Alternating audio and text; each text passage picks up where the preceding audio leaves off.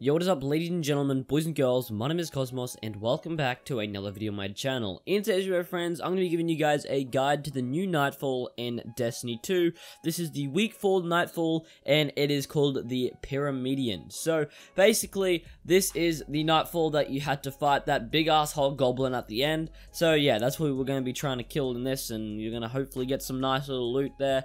But anyway, ladies and gentlemen, without further ado, we're going to get into this video, but before we do, make sure you do go ahead and smash that like button. Also, go ahead and subscribe to my channel if you are new, and chuck on the notification bell to stay up to date with all of my content coming to my channel in the future. So, ladies and gentlemen, without further ado, let's get into the video. So, I'm going to start off this video by giving you guys some prerequisites that you are going to need before you actually go ahead and get into this. So, the modifiers for this week's Nightfall is that all your abilities charge really fast. And I'm going to move on to some good tips about that later that will give you the best things to do with your abilities charging really fast and the best way to make the most of actually that happening. And the second one is that there is no actual time things that you can actually change the time and give yourself more time. It's just stuck at 22 minutes. So you've only got 22 minutes. There's no way you can add time from this Nightfall, okay? So ladies and gentlemen, those are the two modifiers. I'm going to give you guys a little bit of tips on how to actually make the most of your abilities charging up faster. So without further ado, we're going to get into that right now. So basically, obviously you can't gain more time, so we're stuck with 22 minutes, but our abilities do charge faster. So I recommend using at least one Warlock with the Void subclass, and if all of your people that you're doing it with has a Warlock class, I recommend you guys all to use Warlock, because Warlock, his Void class in this Nightfall is unbelievably OP, so I recommend you guys to go ahead and use the Warlock Void subclass, and you're going to be absolutely smashing. I'm going to tell you guys how. So when using the Void subclass for Warlock, use the Vortex Grenade, and what the Vortex Grenade is actually going to allow you to do is when you have the grenade active, hold down the grenade button instead of throwing it, so you can actually cook the grenade. And when you actually cook the grenade, what's going to happen is you're actually going to eat the grenade, I guess. And basically what happens is your health gets fully regenerated again. And because of the abilities such a low charge time, you can keep activating this about every 5 seconds, which is absolutely insane.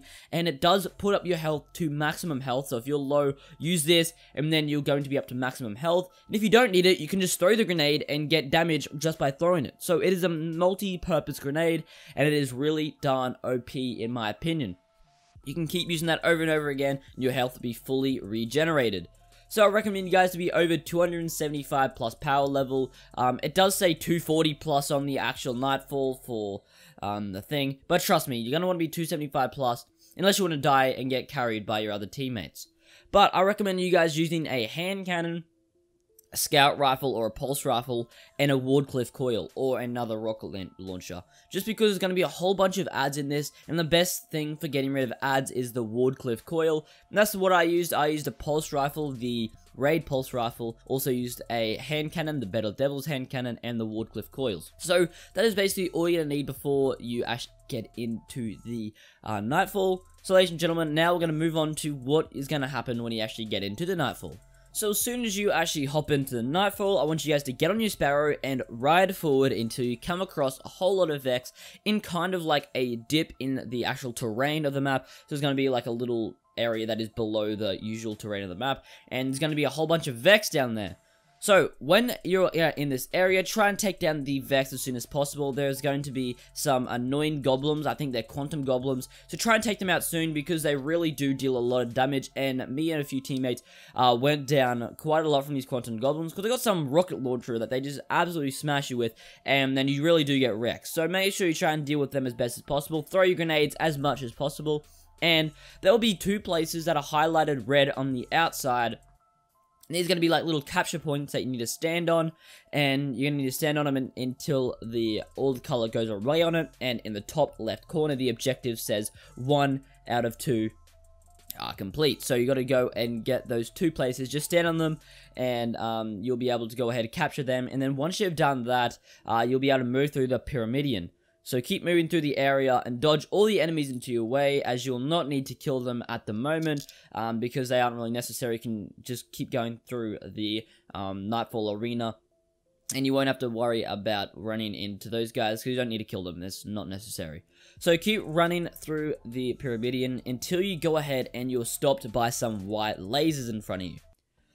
The white lasers deal a lot of damage, so when you don't walk straight through them, okay, because you will die, and you will die very fast. So this set of white lasers does not actually move, so if you just go through it, it's going to be nice and easy. Go through it, and then there's actually going to be about halfway through, or after you go to the first set of white lasers there's actually going to be a taken guy there. Go ahead, take him out, or he will block you and most likely kill you. So just make sure that you kill him first before you jump over the other set of white lasers. So that is basically going to be the first thing. Once you get through the white lasers again, you're going to come up against a whole bunch of Vex. So I recommend just using your grenades, using your Wardcliff coils, or your other special weapons to take these guys out as fast as possible. There'll also be a few taken there, so try and take them out as well. And then once you do that, there's going to be a few of them. Take those guys out. Then you're going to move along. There's going to be a whole bunch more Vex that spawn in over there. So you're just going to want to shoot the guys just before the portal. There's going to be a whole bunch of Vex.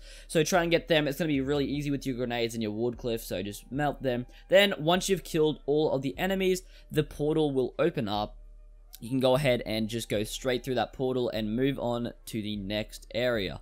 There will be another set of lasers in this area, so these lasers actually move. So you just got to make sure that you know the pattern that they're moving in, and then move in the direction that it is going to not be in next. So basically they just rotate between two positions, the lasers. So it's on the left side once, and then it's on the right side once, and then it just alternates between the left side and the right side that has the lasers. So obviously just figure out which side it's going to be and walk through that accordingly. So once you pass through the second layer of lasers, I guess, there is going to be obviously another whole bunch of Vex that you're going to need to kill. So you're going to not have to actually kill them as the main objective. You're going to have to activate these 3 altars around the area. So there's going to be 3 altars. You're going to go around and stand on them just like you did at the start and just capture those altars. Then once you do that, you'll be able to go ahead and move straight through the portal again, and you'll be able to go on to the next area once you have done this. And obviously you guys are like, oh Jesus, I know what's gonna happen here.